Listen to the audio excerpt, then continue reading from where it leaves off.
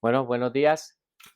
Eh, Vamos a hacer una oración para dar inicio a esta segunda clase de eclesiología y entonces presentamos este tiempo a Dios para que Él tome el control. Padre maravilloso, te damos gracias por este tiempo. Te pedimos que seas tú tomando el control de esta clase. También te pedimos que seas tú eh, dándonos sabiduría para poder entender y comprender, Señor, lo que tú tienes preparado, Señor, hoy.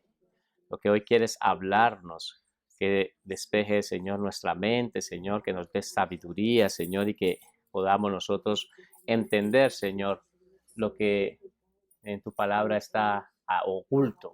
Pero hoy nos lo vas a traer a la luz por medio de tu Santo Espíritu. Bendecimos a las personas que están aquí, a las familias representadas. Te pedimos que tú los bendigas para que, Señor, tú hagas una obra maravillosa en sus vidas, que ellos, Señor, entiendan y comprendan quiénes son en Cristo. Pedimos también, Señor, por las personas que nos están viendo a través de la internet, también que tú los bendigas allí donde ellos se encuentren y que esta clase también sea de edificación para sus vidas. En el nombre de Jesús. Amén. Amén. Bueno, ¿quiénes no vinieron a la clase anterior? Los que no vinieron, vale. Por favor, hay una clase que está puesta en el grupo, es buena que la vean, porque es una clase introductoria. No me voy a detener en esta clase, pero ustedes la van a ver para que se pongan al día, porque es importante de que todos estudiosos de Dios, ¿hay estudiosos de Dios aquí? Amén. Pues todos los estudiosos de Dios entiendan esta clase introductoria. Es importante, porque de ahí van a salir preguntas para el examen. Entonces, es importante esa clase introductoria. Hoy vamos a hablar ya del tema, vamos a hacer teología. Vamos a empezar a estudiar ya sobre Dios. Entonces hoy vamos a empezar a tocar temas importantes y justamente lo primero que vamos a hablar es, y quiero que escriban por favor, la iglesia y su definición. Escriban como título y vamos a empezar a hablar con la iglesia, ¿vale? Entonces vamos a hablar sobre nosotros. Entonces escriban como título la iglesia y su definición. Quiero hacerle una pregunta. ¿Ven la imagen? ¿La llegan a ver desde ahí? ¿Dónde está la iglesia? ¿Adelante o atrás? ¿Atrás?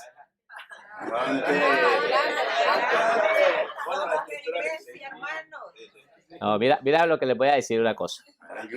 Hoy van a entender el concepto de lo que es iglesia. La iglesia no son cuatro paredes, sino la iglesia somos nosotros. Por eso siempre les digo, ¿hay iglesia aquí? La iglesia somos nosotros. Ahora voy a volver a preguntarles. Miren esta imagen. ¿Dónde se encuentra la iglesia? ¿Adelante o atrás? Adelante. Somos nosotros, ¿vale? Entonces, en representación de esta imagen, la iglesia está adelante. ¿Vale? Ahora sí vamos a empezar a estudiar. Lo primero que Dios nos ha enseñado hoy es que somos ¿qué? Iglesia. Vale, perfecto. Entonces escriban, por favor. La palabra eclesiología, lo van a escribir entre comillas, eclesiología, es la asignatura que estamos viendo, ¿no? La palabra eclesiología viene del griego eclesia, con doble K. Viene del griego eclesia, con doble K, que significa asamblea o congregación. Que significa asamblea o congregación.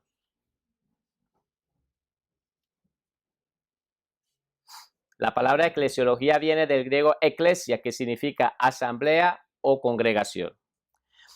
Podríamos decir entonces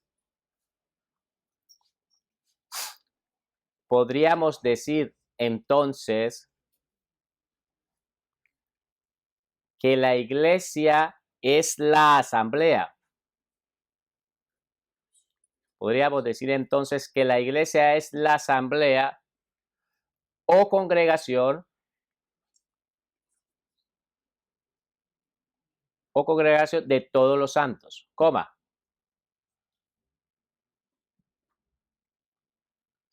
Que por su fe puesta en Jesucristo, que por su fe puesta en Jesucristo, ahora están unidos, que por su fe puesta en Jesucristo, han sido lavados con su sangre, que por su fe puesta en Jesucristo han sido lavados con su sangre. Y ahora están unidos en un solo cuerpo. Y ahora están unidos en un solo cuerpo. Por el poder del Espíritu Santo. Por el poder del Espíritu Santo. Vale, vamos a parar un momento aquí, terminan de escribir y así comprenderemos lo que acabamos de escribir, ¿vale? Entonces, hemos dicho que la palabra eclesiología, ¿por qué estamos hablando de esta palabra eclesiología? Porque es la asignatura que corresponde a este trimestre, ¿vale? Entonces, dice que esa palabra viene de una palabra griega que significa eclesia. Eclesia con doble K. Algunas personas lo escriben también con doble S. Nosotros lo vamos a escribir así. Doble K, eclesia. Y esto, la palabra eclesia significa asamblea o congregación. Por eso es que les había hecho una pregunta anterior, según esto, de qué significa asamblea o una congregación. Entonces, hablábamos de que la iglesia, ¿dónde se encontraba? Adelante. En la parte de adelante, somos nosotros la iglesia, ¿vale? Ahora, dijimos también de que podríamos decir, para poder entender, que la iglesia es la asamblea o congregación de todos los santos. ¿Hay santos aquí? De nosotros somos la iglesia, que por la fe puesta en Jesucristo, ¿sí? Hemos sido lavados por la sangre de Jesucristo y también hemos estado ahora unidos en un solo cuerpo. Somos un solo cuerpo, ¿vale? ¿Qué es lo que quiero decirles aquí con esto? Lo que pasa para poder entender. Desde el inicio, desde el comienzo, desde el nacimiento de la iglesia se han ido añadiendo y se siguen añadiendo personas a la iglesia, personas al cuerpo de Cristo. Por lo tanto, estamos en el 2020 y todavía se siguen añadiendo personas a la iglesia, se siguen añadiendo personas al cuerpo de Cristo, ¿vale? Por lo tanto, la iglesia, desde el momento de su nacimiento, ha ido en un proceso de crecimiento, ¿vale? Ahora,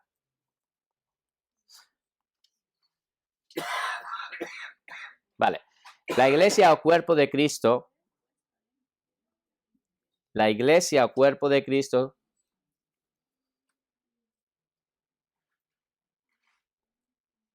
está conformada por la unión de todos. La iglesia o cuerpo de Cristo está conformada por la unión de todos los creyentes.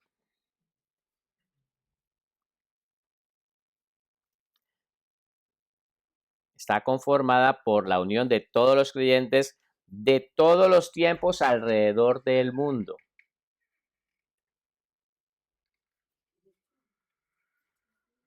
Entonces, y escribimos eso también. Esta obra unificadora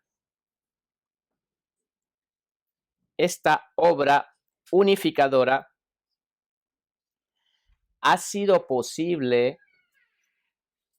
Esta obra unificadora ha sido posible por medio de la obra regeneradora del Espíritu Santo. Por medio de la obra regeneradora del Espíritu Santo. Y por favor me corrigen ahí en sus escritos, escriban Espíritu Santo en mayúscula la E y la S, ¿vale? Ya lo corregiré yo. Esta obra unificadora ha sido posible por medio de la obra regeneradora del Espíritu Santo. Y vamos a parar para escribir aquí. Entonces recuerden que Espíritu Santo lo escriben con mayúscula, ¿vale? Entonces, ¿qué es lo que hemos acabado de escribir? Hemos escrito de que de todos los tiempos, en todo lugar del mundo, se encuentra la iglesia de Cristo. La iglesia de Jesucristo no está dividida. Es una sola iglesia. Las divisiones que han habido es sencillamente porque los hombres han hecho. Han podido decir de que somos, vamos a hablar, digamos, somos pentecostales, somos bautistas, somos presbiterianas, somos, ¿sí? Empiezan a hablar de muchas divisiones, por lo tanto, eso no existe. En la Biblia no aparece en ningún momento estos títulos ni estas etiquetas. Existe solamente un solo cuerpo, el cuerpo de Cristo. ¿Vale? Y es bueno que lo entendamos. Existe un solo cuerpo. ¿Cuántos cuerpos existen entonces? Uno solo. ¿Vale? También decíamos de que esta iglesia está conformada por todos los creyentes. ¿Hay creyentes aquí? Amén. Pues todos los creyentes que creen en Jesucristo en todas las partes del mundo. Entonces tenemos creyentes en la China, tenemos creyentes aquí en España, tenemos creyentes en Honduras, tenemos creyentes en toda la parte, pues en Europa, Asia, África, en todos los continentes americanos tenemos creyentes. Todos conforman un solo cuerpo y es esa obra regeneradora, y ahora ya van a entender la palabra regeneradora. Algunos que han estudiado conmigo sabrán esta palabra. Regeneradora ha sido posible gracias al Espíritu Santo. Toda esa unión, por decir, de que todos esos creyentes estén unidos, es el Espíritu Santo los que ha ido haciendo esa obra. ¿Por qué? Porque la palabra regeneradora lo que está refiriendo es que nos ha dado vida. El Espíritu Santo nos ha dado vida. Y nosotros antes, ¿cómo estábamos? Muertos, nos encontrábamos muertos en nuestros delitos y pecados, y en el momento que creímos en Jesucristo, en ese mismo instante, el Espíritu Santo hizo una obra regeneradora en nuestras vidas. Hablaba yo de que la palabra regenerar, lo contrario sería de regenerar, pues sería degenerados. Y entonces nosotros nos encontramos en una condición así. No, algunos, para que lo entiendan, algunos es que veníamos en una condición de pecado, de inmundicia, veníamos en esa circunstancia. Pero el Espíritu Santo empezó a hacer una obra en nuestras vidas que nos empezó a dar vida y ha regenerado nuestras vidas. No se ofendan por esa palabra de degenerados. Algunos de pronto éramos más degenerados que otros, porque éramos así. Pero en sí la palabra como tal, quiero que entiendan de que la palabra degenerado es porque estábamos muertos, nos encontrábamos muertos, ¿vale? Está claro esa parte, ¿no? Ahora, escriban, por favor. La iglesia no es el edificio. La iglesia no es el edificio donde se congregan los santos. La iglesia no es el edificio donde se congregan los santos, sino, la unión espiritual de todos los creyentes. Sino, la unión espiritual de todos los creyentes en el cuerpo de Cristo Jesús. En el cuerpo de Cristo Jesús. ¿Vale? Entonces vamos a corregir en nuestra mente la idea que decimos, ¿nos vamos para la iglesia? No nos vamos para la iglesia, nos vamos para el templo. ¿A reunirnos con qué? Con la iglesia. ¿Vale? Entonces, la iglesia somos nosotros, entendamos en nuestra mente. Esto, la parte de aquí donde estamos es el templo, pero la iglesia somos nosotros, ¿vale? Queda claro. Entonces vamos a entrar en materia. Vamos a empezar a hacer teología. O sea, nos vamos a meter ya en el estudio de la palabra, ¿vale? Así que vamos a estar atentos. Vamos a empezar a leer. 1 Corintios 12, 13. Y lo vamos a leer todos y de esta manera el Señor nos va a enseñar, ¿vale? Entonces, 1, 2, 3. ¿Qué dice 1 Corintios 12, 13? Porque por un solo espíritu fuimos todos bautizados en un cuerpo, sean judíos o griegos, sean esclavos o libres, a todos se nos dio a beber de un mismo espíritu. Entonces dice que todos hemos sido unidos en un solo cuerpo. En un solo cuerpo hemos sido unidos.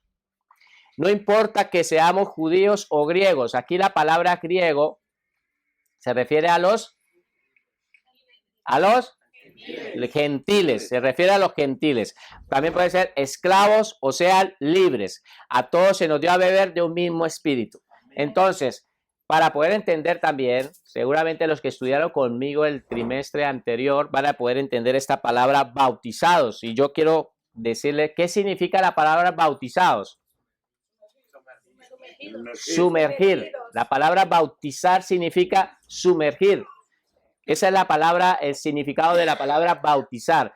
Ahora, entendiendo bien la palabra bautizar, que significa sumergir, la palabra nos está diciendo, y lo vamos a leer, de que nosotros todos hemos sido, ¿qué? Todos los creyentes hemos sido ¿qué? Sumergidos en un cuerpo.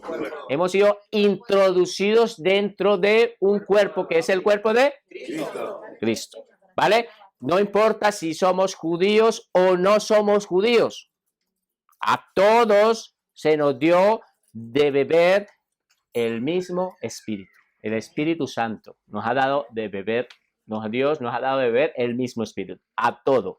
¿Vale? Entonces, cuando los judíos o los griegos estaban, para entenderle más o menos la palabra, ellos agarraban y en su tiempo sumergían unas telas, o sea, las bautizaban y las sacaban de otro color.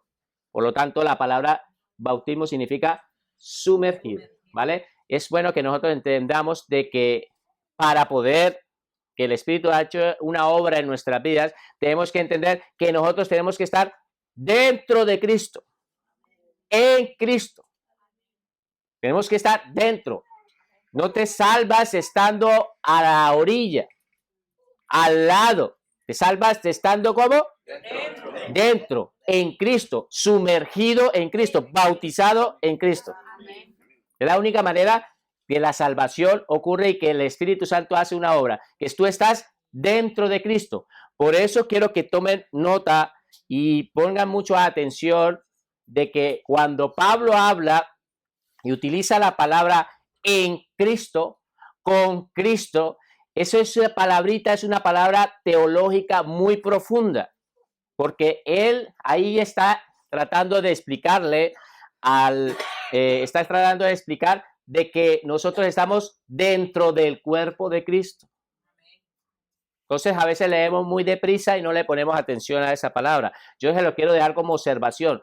Ustedes paran y automáticamente en su mente con esa palabra la corrigen. Entonces, todo lo puedo en Cristo, todo lo puedo porque estoy dentro del cuerpo de Cristo. De modo que si alguna criatura está en Cristo, está dentro del cuerpo de Cristo, ¿vale? Y muchas veces lo van a ver a través de la escritura. ¿Queda claro esta parte, no?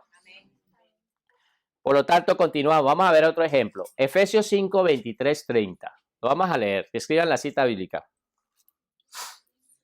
Escriban la cita bíblica y lo vamos a leer. Entonces, lo leemos a la cuenta de 3.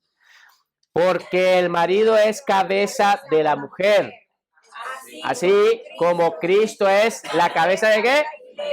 Entonces, ¿quién dice que es la cabeza de la iglesia? Cristo, la cual es su cuerpo y él es su salvador. Vamos a poner un ejemplo. Esto es algo espiritual. Cuando habla de que el marido es cabeza de la mujer, no es que el hombre esté ahí encima de la mujer, es algo espiritual, está dando una simbología espiritual, ¿vale? De la misma manera, Jesucristo es la cabeza de la iglesia. ¿Hay iglesia aquí? Pues Jesucristo es nuestra cabeza. Y donde está la cabeza, ahí también está el cuerpo.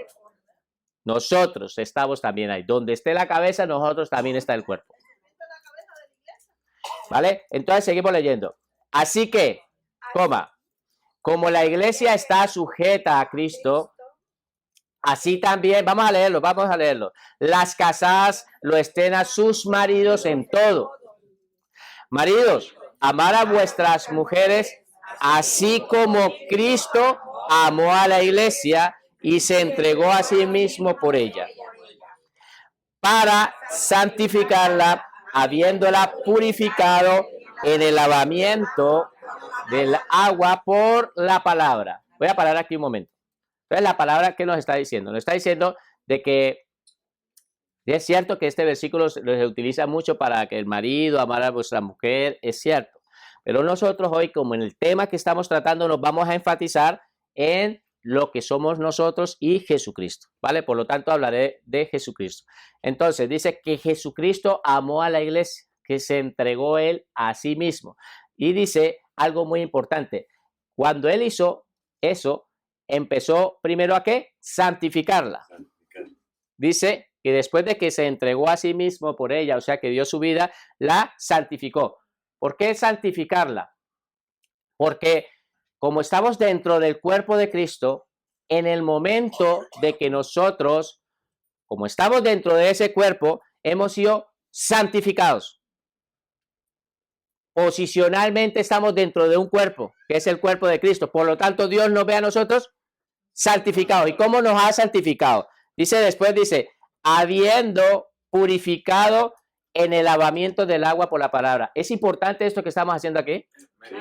El estudio de la palabra es la manera y el proceso como Jesucristo nos está lavando. Amén. Es por medio de la palabra de Dios, que es lo que estamos haciendo aquí, que Jesucristo está obrando en nuestras vidas, nos está regenerando, lo está limpiando. Entonces, lo importante que quería hacer énfasis aquí, de que la palabra es la que hace un lavamiento en la persona. Entonces es bueno que nosotros conozcamos, leemos la palabra y periódicamente esa palabra, cuando tú te expones a esa palabra, con el tiempo empiezas a transformar tu vida y empieza a cambiar.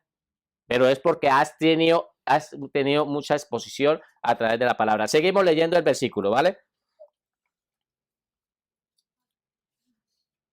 Entonces, leemos.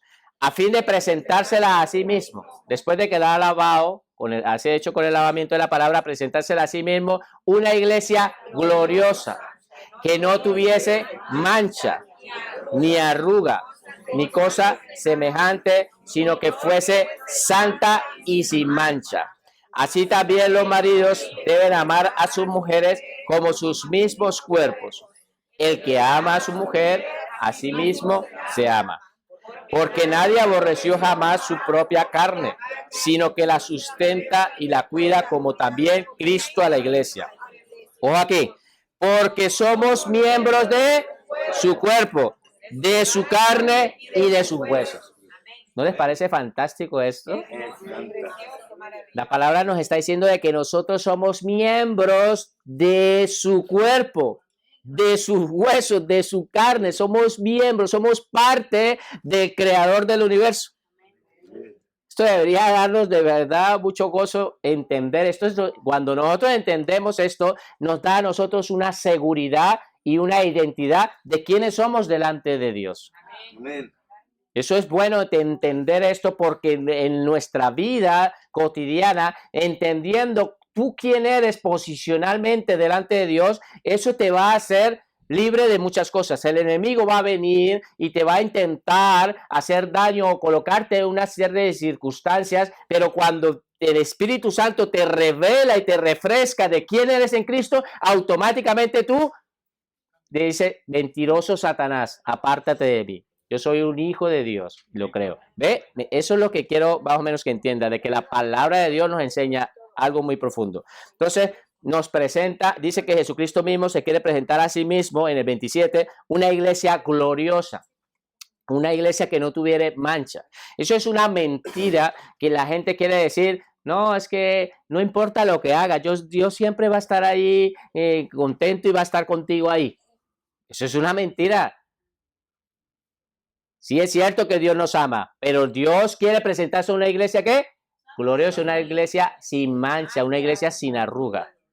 ¿Vale? Entonces queda claro que nosotros, sí es cierto que posicionalmente tenemos una santificación, pero también hay una santificación que nos corresponde a nosotros, que es una santificación práctica, que nos corresponde a nosotros del día a día. ¿Vale? Vamos a apuntar. Por favor, escriban esto. La iglesia, por lo tanto,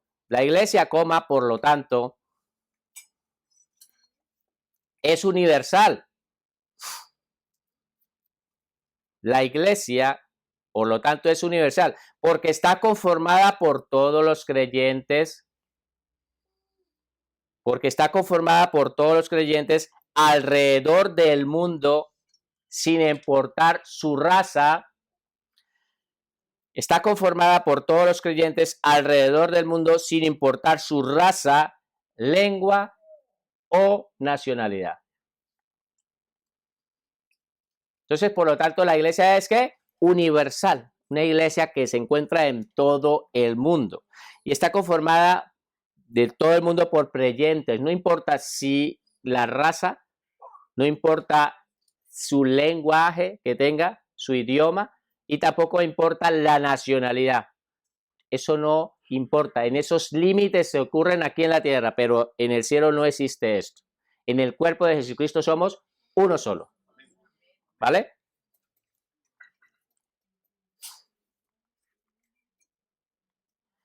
Vamos a leer Hechos 2, 46 y 47. Vamos a leerlo. 1, 2, 3. Y perseverando unánimes cada día en el templo. Entonces estaban perseverando todos unánimes en el templo y partiendo el pan en las casas, comían juntos con alegría y sencillez de corazón, alabando a Dios y teniendo favor todo el pueblo. Y el Señor añadía día a la iglesia los que habían de ser. Entonces añadía el Señor. ¿Qué lo añadía? El Señor añadía ¿qué? Cada día. La palabra clave aquí, ¿cuál sería? Cada día. Ah. Añadía. Eso es lo que estamos queriendo. Estamos empezando en la iglesia, en el proceso de nacimiento. Añadir, introducir, sumergir dentro del cuerpo de Cristo. ¿Quién lo hacía? Dios mismo, el Señor mismo añadía cada día. Pero ellos dicen que estaban en el templo, pero que la iglesia, Dios le seguía añadiendo. Ahí habla de las dos cosas, pero la iglesia, el templo y la iglesia. El templo y la iglesia. Y Dios sigue añadiendo a la iglesia, al cuerpo de Cristo, sigue añadiendo todos los que habían de ser salvos. Por eso es que hay muchas preguntas, dice, ¿y por qué el Señor no viene? Mira tanta injusticia, tanta maldad, tantas cosas que están ocurriendo. Aquí nosotros podemos llegar y a encontrar una respuesta, porque todavía falta que se sigan añadiendo al cuerpo de Cristo. Todavía falta que se siga añadiendo al cuerpo de Cristo más personas que han de ser salvas. Y ese trabajo nos corresponde a nosotros como iglesia, de hacer posible de que se sigan añadiendo cada día al cuerpo de Cristo. Hoy seguramente vendrán muchas personas nuevas a la iglesia. Y cuando vienen a la iglesia, nosotros como iglesia, nuestro amor a la iglesia y nuestro denuedo que tenemos que tener es estar pendientes de que esas personas e inclusive orar e interceder para que se añadan, para que ellos también sean parte del cuerpo de Cristo. ¿Vale? Así un día nosotros estábamos también sin Cristo y hoy estamos con Cristo. Pero no nos podemos relajar, necesitamos empezar a trabajar. De eso es que estamos haciendo aquí, estudiando y entendiendo la importancia de que afuera hay muchas personas que todavía no son salvas y son parte de la promesa que necesitan entrar dentro del cuerpo de Cristo. ¿Vale? Hechos 9:31. Hechos 9:31. Estamos leyendo texto porque estamos entendiendo, comprendiendo. Ahorita yo voy a hablar un poco de todos los contextos para poder entender lo que estaba ocurriendo en Hechos de los Apóstoles. Entonces las iglesias tenían paz por Judea.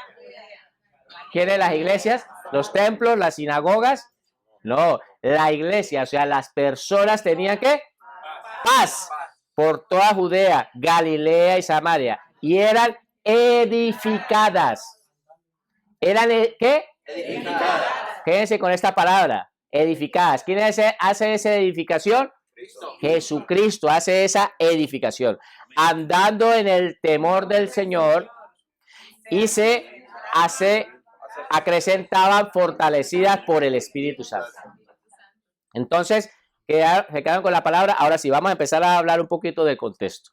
La iglesia naciente se encontraban en la iglesia naciente, en el versículo anterior que habíamos leído en Hechos 2, veíamos de que después de que el proceso, que el Espíritu Santo vino y la iglesia empezó a crecer de una manera, y Pedro es el que estaba hablando y estaba mostrando de cómo las personas seguirían añadiendo.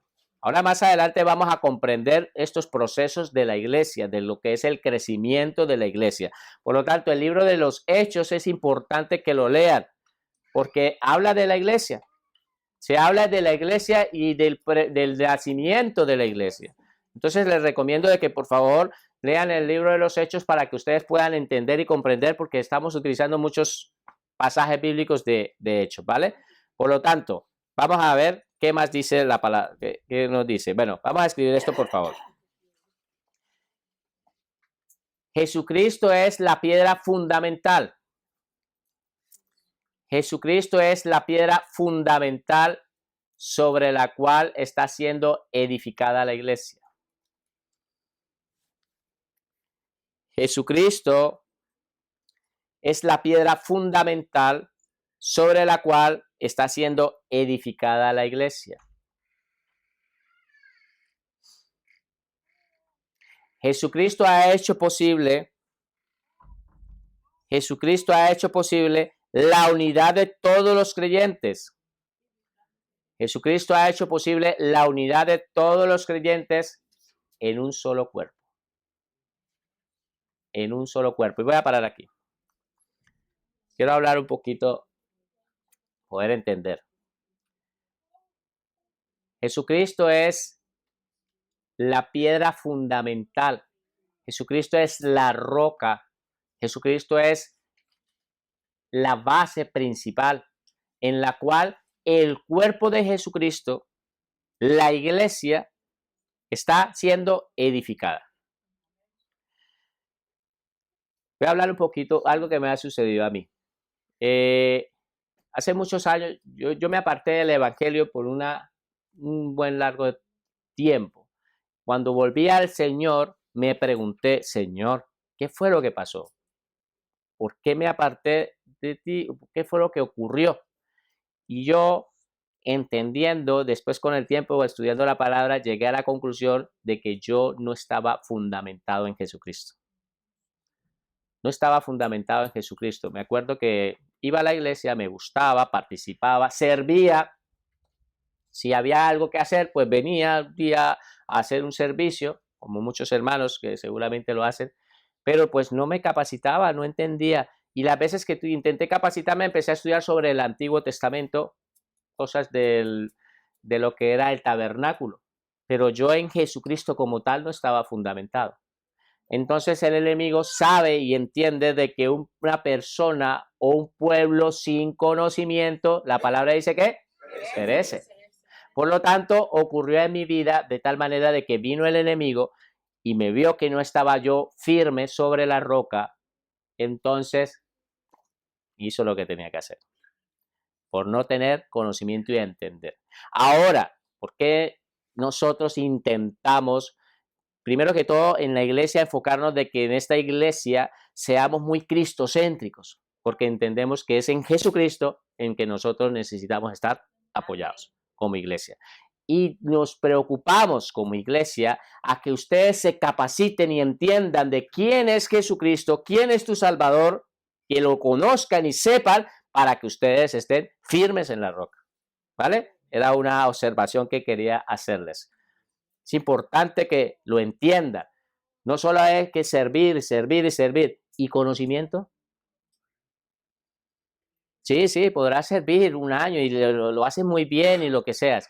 Pero si no tienes conocimiento en Dios, el enemigo fácilmente puede utilizar todo esto para hacerte daño.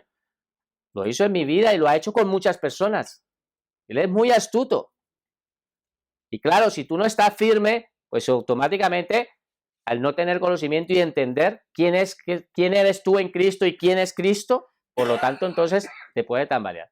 Sí, puedes servir lo que quieras, pero os aseguro yo que lo que queremos como iglesia es que entienda las personas la importancia de tener en su mente, aquí en su mente, quién es Jesucristo y quién es el Espíritu Santo y quién es el Padre, porque eso los va a hacer fuertes, van a tener buena identidad. ¿Vale? Seguimos leyendo la palabra. Efesios 2, 18, 22. Ojo que lo que yo les voy a empezar a enseñar a partir de ahora es unas cosas muy profundas. Están ahí, ocultas. Por eso es que me encanta la palabra, que están ocultas. Y Dios las revela a quien quiere, a los que los aman, dice la palabra. Entonces vamos a leerlo todo, ¿vale? Porque por medio de Él, los unos y los otros tenemos entrada por un mismo Espíritu al Padre. ¿Cuál sería aquí la palabra clave? Entrada. Así me gusta que piensen como teólogos. Entrada, porque ahí es donde necesitamos. Entrada. Porque por medio de Él, los unos y los otros tenemos ¿qué? Entrada por un mismo Espíritu. ¿A dónde? Al Padre. Al Padre. Así que ya no sois extranjeros ni advenedizos, sino conciudadanos de los santos y miembros de la familia de Dios. Ya no somos de este mundo. Entendamos que nosotros, nuestra posición ahora se encuentra ¿en dónde? En los cielos. Nuestra posición, ahí está Cristo. Ahí está la cabeza. Lo dice en Efesios 2:6, que nosotros ya estamos sentados en lugares celestiales. No dice que nos sentaremos, que estamos sentados en lugares celestiales. Esto ya lo estuvimos repasando en los estudios anteriores que hemos recibido. Estamos ya en Cristo. Tenemos una ciudadanía. ¿Nuestra ciudadanía cuál es? Celestial. Celestial. No somos. Dice que somos conciudadanos de los santos y miembros de la familia de Dios. ¿Hay familia de Dios aquí? Amén. Somos miembros de la familia de Dios. Entonces, ahora por medio del mismo Espíritu hemos tenido nosotros entrada al Padre. Entrada al Padre. Jesucristo dijo, yo soy el camino, la verdad y la vida. Nadie viene por mí. ¿Cómo? Nadie viene al Padre sino por mí. Entonces, ¿cómo tenemos que entrar al Padre? Por medio de Cristo. Por medio de Cristo. Él es el camino. Entendámoslo de esta manera, así. Reino de los cielos. Planeta Tierra. Está siendo gobernada por un reino de las tinieblas alrededor del planeta Tierra.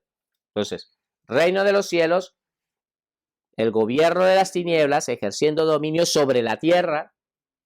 Jesucristo, el Dios mismo, se despojó de su majestuosidad y en Filipenses dice, y vino. En el momento que Dios había ya previsto cuándo tenía que venir, vino. Nació de una virgen. Después de que él nace, vive aquí en esta tierra, Dios mismo 33 años. A los 30 años empieza su ministerio. Venía con un plan, de parte del Padre venía con un plan. ¿El plan de qué? De salvación, de salvarnos, de rescatarnos, de redimirnos. Porque estábamos oprimidos en este gobierno. ¿Cuándo se le entregó el gobierno a Satanás? ¿En qué momento ocurrió eso? En el jardín del Edén. Cuando el hombre decidió, antes de obedecer a Dios, obedecer a Satanás. Porque tú eres esclavo de quien obedeces. Y en el momento que obedeces a Satanás, le entrega todo el dominio y el control. Por eso es que él se toma el atrevimiento de llevar a Jesucristo mismo, a Dios, y el Espíritu Santo lo ha llevado al desierto, y en los 40 días que tenía él allí, empieza Satanás a tentarlo, y entre una de las tentaciones, le dice que si se postra delante de Satanás, le dice a Jesucristo, le dice de que le entregará todos los reinos, lo ha llevado a una parte alta y le muestra que le muestra los reinos, le muestra la tierra. Porque a mí se me ha sido dada. Entonces se le entregó el gobierno de la tierra, el gobierno era de Adán, gobernaba Adán. Y el gobierno lo empezó a tomar Satanás. Pues viene Dios, desciende y automáticamente abre una brecha en ese reino de las tinieblas, una brecha. Y a partir de que abre esa brecha, crea un camino. Y por él dice, yo soy el camino. Nadie viene al Padre sino. ¿Están entendiendo? Vamos a seguir estudiando y van a entender mejor la palabra, ¿vale? Edificaos sobre el fundamento. ¿Quién es el fundamento? Sobre el fundamento, pero aquí dice algo, de los apóstoles y los profetas. Ahora van a entender todo esto. Siendo la principal piedra de ángulo Jesucristo mismo. Jesucristo siendo la piedra principal. Ahora mira aquí. En quien todo el edificio, ¿hay edificio de Dios aquí? En todo el edificio, bien coordinado, va que creciendo para ser un templo santo en el Señor. En quien vosotros también sois juntamente ¿qué? Entonces Jesucristo los está ¿qué? Edificando. Jesucristo los está edificando. Y vosotros también para la morada de Dios en el Espíritu. Vamos a parar un momento aquí. Para la morada de Dios en el Espíritu.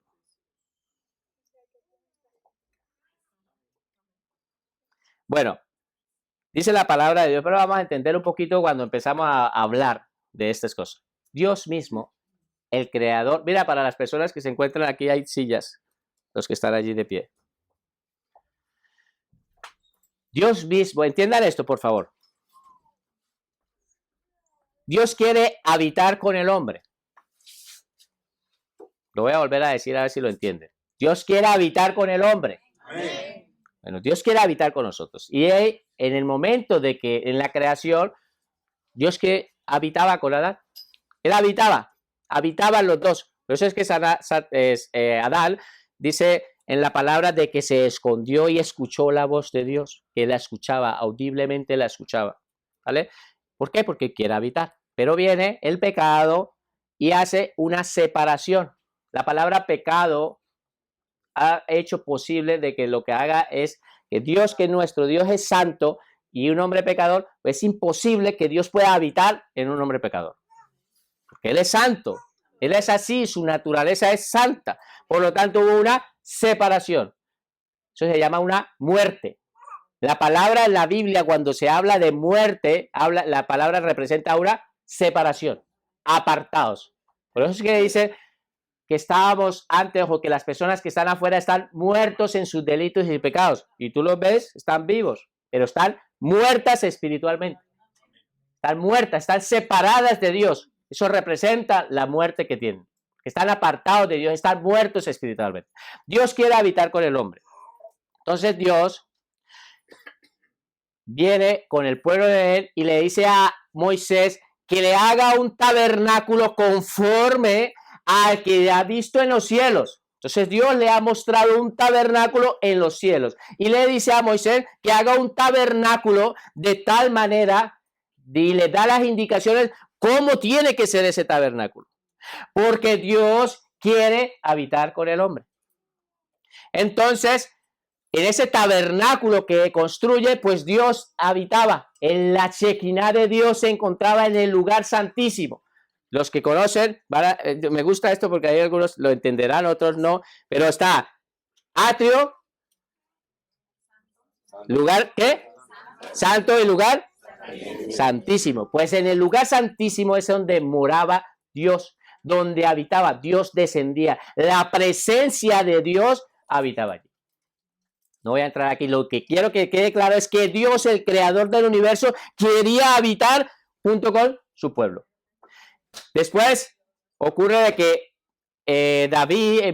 Salomón construye un templo y es ahí donde el mismo templo de donde estaba en el tabernáculo, porque el tabernáculo son unas carpas, eran carpas, ellos se movían, viajaban por el desierto, desmontaban las carpas y volvían a colocar las carpas. Pues en esas carpas ya no fue carpas, sino que David en su corazón le anhela y dice, yo le quiero construir una casa al Dios. Y Dios le dijo, no, tú no me vas a construir casa, yo te voy a dar una casa por una eternidad. Yo sí te la voy a dar. Y construye un templo que es el templo de Salomón, el primer templo. Porque Dios quiere habitar con el hombre. Viene después la destrucción de en el pueblo de la deportación, cuando fueron deportados para Babilonia y fue destruido el templo. Cuando ha sido destruido el templo, después de pasado un tiempo, en el tiempo de Zorobabel, de Esdras y Nehemías, les asignan a Zorobabel venir y reconstruir otra vez el templo, reconstruir otra vez el servicio. ¿Por qué? Porque Dios quiere habitar con el hombre. Entonces, es un cuerpo, es un templo físico donde Dios, pero después nos enseña la palabra más adelante de que Jesucristo, cuando hace la comparación que quita todo lo que los vendedores ambulantes que estaban vendiendo entre el templo, él dice unas palabras, dice, destruir este templo y en 3 días será levantado. Y una de las causas que le reclamaban era esto, justamente los fariseos le decían sobre esto. ¿Qué pasa? Después ellos entendieron de que en su muerte y su resurrección, dice la palabra, entendieron de que era del templo de él, que era su cuerpo. Porque Dios ya no estaba queriendo vivir en 4 paredes, sino quería habitar en un cuerpo.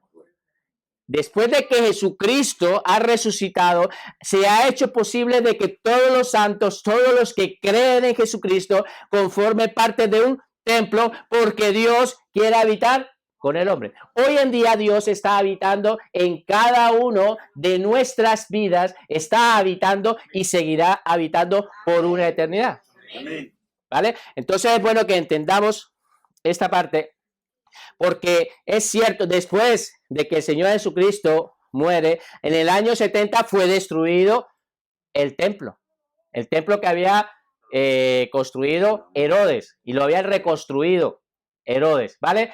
Fue destruido y empezó una diáspora judía alrededor del mundo, ¿vale? Pero quiero que sepa de que Dios ya se ha valido de un cuerpo que es espiritual.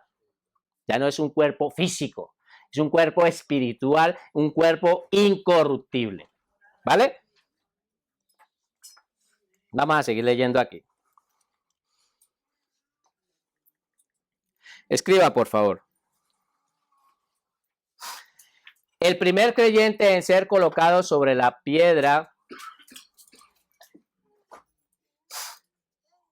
El primer creyente en ser colocado sobre la piedra fundamental fue Pedro. El primer creyente en ser colocado sobre la piedra fundamental fue Pedro. Cuando Pedro reconoció a Jesucristo, punto aparte, cuando Pedro reconoció a Jesucristo como la piedra viva,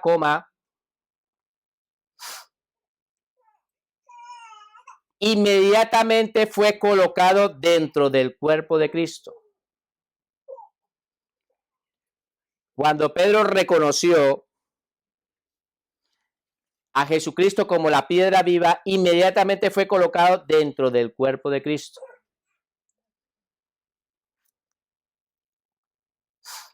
¿Vale? Dice que el primer creyente, dice mismo Pedro, ahora lo vamos a leer, que nosotros somos piedras vivas, piedras, ladrillitos, que estamos conformando un edificio espiritual. Todos aquí somos parte de esos ladrillitos. Y el Espíritu Santo es como que nos ha ido uniendo, esa unión que ha hecho el Dios mismo, nos ha ido uniendo a través de nosotros como piedra, nos ha ido por medio del Espíritu Santo, nos ha ido uniendo en un edificio espiritual, ¿vale? Pedro es el primero en reconocer, y Dios es como que pone la primera piedra. Por eso habla de que es fundamentado sobre las piedras de sobre los fundamentos de los apóstoles, que ellos nos dejaron unos fundamentos. Jesucristo le dejó unos fundamentos, que es la piedra principal, la piedra de ángulo, la piedra que fue reprobada, ¿sí? La que fue reprobada por el pueblo judío vino a ser la piedra principal, la piedra de ángulo, esa piedra preciosa, que llama Jesucristo, ¿vale? Ahora vamos a entenderlo con la palabra. Primera de Pedro 2, 4, 5. Primera de Pedro 2, 4, 5. Vamos a leerlo todos. Acercaos a él. ¿A quién? ¿A quién? A Cristo, a Jesucristo. ¿Quiénes se tienen que acercar? Nosotros, que somos, ¿qué? Piedras vivas. Entonces, acercaos a Él, piedras vivas. ¿Hay piedras vivas aquí? Dice, hablando de Jesucristo, dice, desechada ciertamente por los hombres, mas para Dios escogida y preciosa. Ahora dice, vosotros también, como piedras vivas, sed edificados como casa espiritual. Entonces, como unas piedras somos, ¿qué? Casa espiritual. Somos edificados como casa espiritual. Y sacerdocio santo, para ofrecer sacrificios espirituales aceptables a Dios por medio de Jesucristo. Entonces, nosotros somos piedras vivas que somos siendo edificados como una casa espiritual. ¿Vale? Voy a parar aquí. Voy a leer este versículo y vamos a empezar a hacer una enseñanza muy profunda que por favor quiero que le pongan muchísima atención, porque lo que hoy les voy a explicar aquí son cosas que todavía no lo entiende el papado romano, la Iglesia Católica, no lo entienden todavía. ¿Vale? Entonces vamos a ir con calma, pero vamos a aprender bien esta palabra. Vamos a leer Mateo 16, 13, 18, ¿vale? Viniendo Jesús a la región de Cesarea de Filipo, preguntó a sus discípulos, diciendo, ¿quién dice los hombres que es el Hijo del Hombre? Ellos dijeron, unos Juan el Bautista, otros Elías, otros Jeremías o algunos de los profetas. Y él les dijo, ¿y vosotros quién decís que soy yo? Este se llama la palabra, en la Biblia lo van a conocer como la confesión de Pedro. Ahora la pregunta, ¿quién es Jesucristo? ¿Quién es Jesucristo? Él se preocupa para saber qué piensan de él. Pero ¿qué ocurre? Nosotros, lo que está ocurriendo aquí es que Pedro empieza y hace una confesión, pero Jesucristo le pregunta, después de que se los ha llevado a una parte, los ha separado y empieza a preguntarle, ¿qué dice la gente quién soy yo? Y dice, bueno, que tú eres Juan el Bautista. Recuerda que Juan del Bautista había sido decapitado por errores, por complacer a Herodías, su mujer, que le pidió la cabeza de Juan el Bautista. También le dice de que otros que era Elías. ¿Por qué Elías? Porque Elías había sido, ¿qué? Arrebatado. Había sido arrebatado, si consideraban de que pues el cuerpo de Elías había sido arrebatado, entonces que de pronto Dios lo había vuelto a traer. Otros decían que era Jeremías o alguno de otros de los profetas, más de los profetas, Isaías, Oseas, Joel, Amós, o Dios, algunos de ellos, algunos de los profetas. Por lo tanto, había entre el pueblo, ¿por qué la gente se preguntaba o decían de Jesucristo? Porque era obvio de que Jesucristo en su ministerio todo lo que estaba haciendo no era algo normal. Entonces la gente hablaba de Jesús. Jesús era como la fama en ese momento.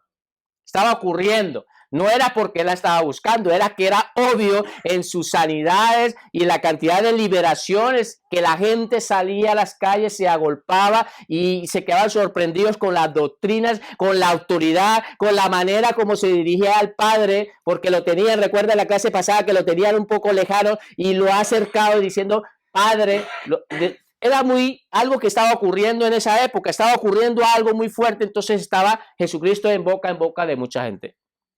Pero no tenían claridad quién era Jesucristo. No lo tenían, todavía no había una certeza de quién era Jesucristo. No tenían esa claridad. Se fue progresivamente, personas sí, algunas hacían confesiones reconociendo que Jesucristo era Dios. Lo hacían, pero no tenían mucha claridad. Por lo tanto, vamos a seguir leyendo el versículo y ahí sí lo vamos a entender. Respondiendo Simón Pedro dijo, tú eres el Cristo, el Hijo del Dios viviente. Paremos aquí. Pedro hace una confesión y dice, tú eres el Cristo, el Hijo del Dios viviente. Esa confesión que Pedro hace es muy profunda.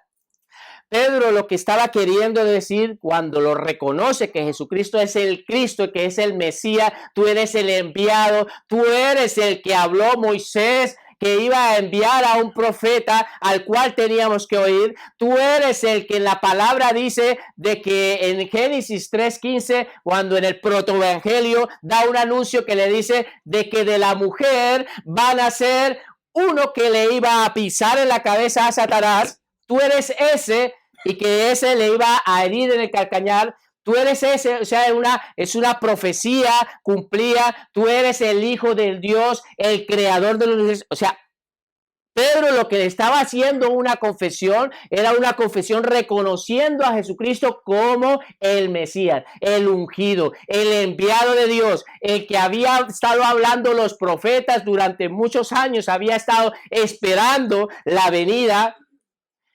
Él estaba haciendo esa confesión en ese momento.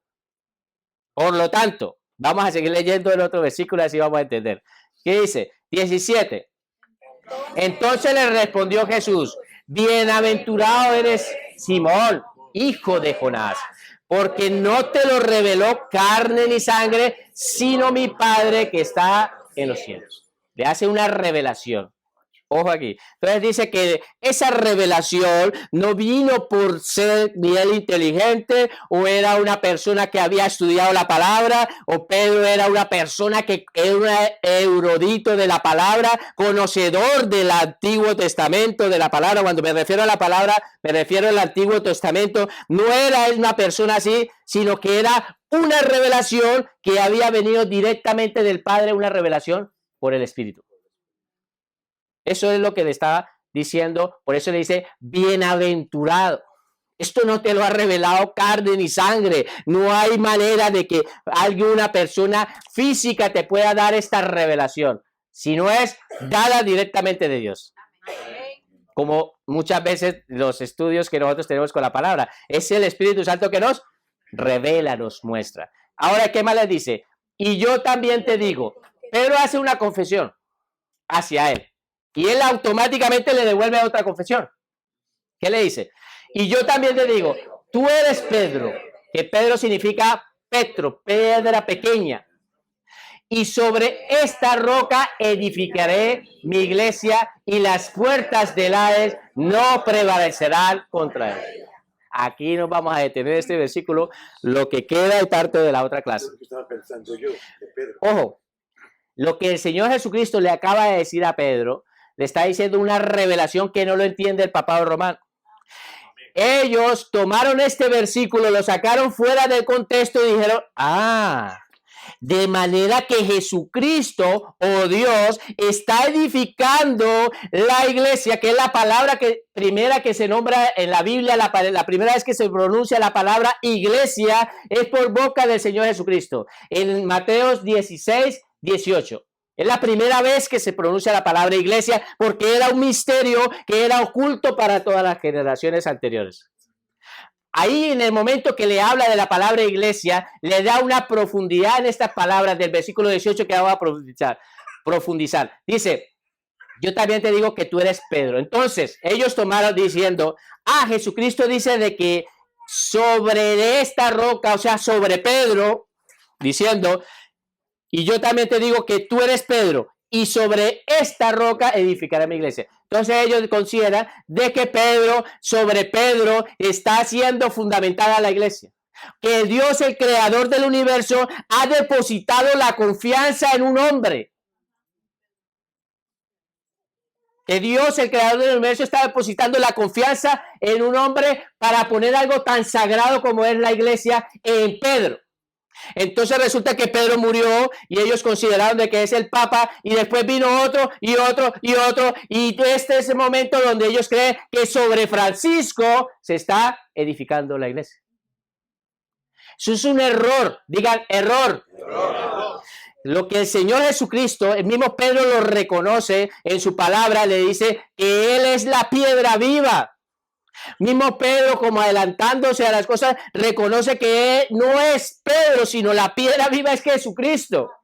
Algo que no ha querido corregir y no ha querido entender por conveniencia.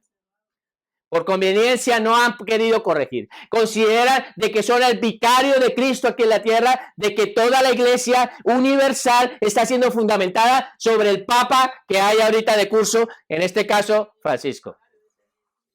Entonces, ¿qué es lo que el Señor Jesucristo le dice? Como digamos, refiriendo, tú eres Pedro, pero sobre esta roca edificaré mi iglesia. En ningún momento está diciendo sobre esta roca edificaré mi iglesia. Dice, tú eres Pedro, pero sobre esta roca edificaré mi iglesia.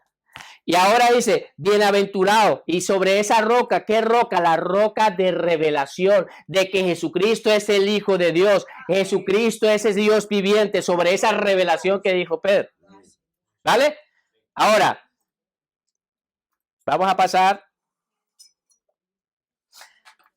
y escribo esto y yo creo que vamos a terminar porque va a quedar una clase para terminar. ¿Vale? Escriban esto, por favor. El apóstol Pedro,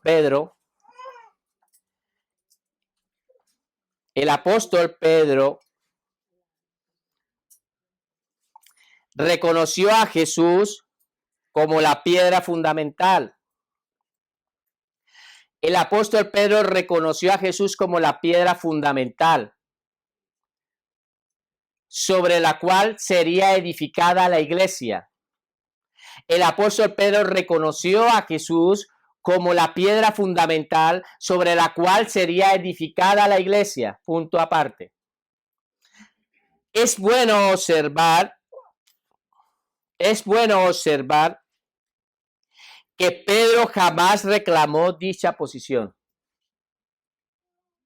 Es bueno observar que Pedro jamás reclamó dicha posición, coma. Algo que nunca ha querido corregir,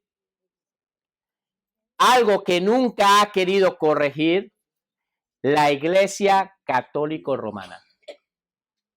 Algo que nunca ha querido corregir la Iglesia Católica Romana. Hemos visto de que mismo Pedro confiesa que Jesucristo, en Hechos 2, dice que la piedra que había sido reprobada, que Pedro mismo reconoce que sobre Jesucristo no hay ninguna persona que sea salva, sino en el nombre de Jesucristo, reconociendo a Jesucristo como esa piedra fundamental.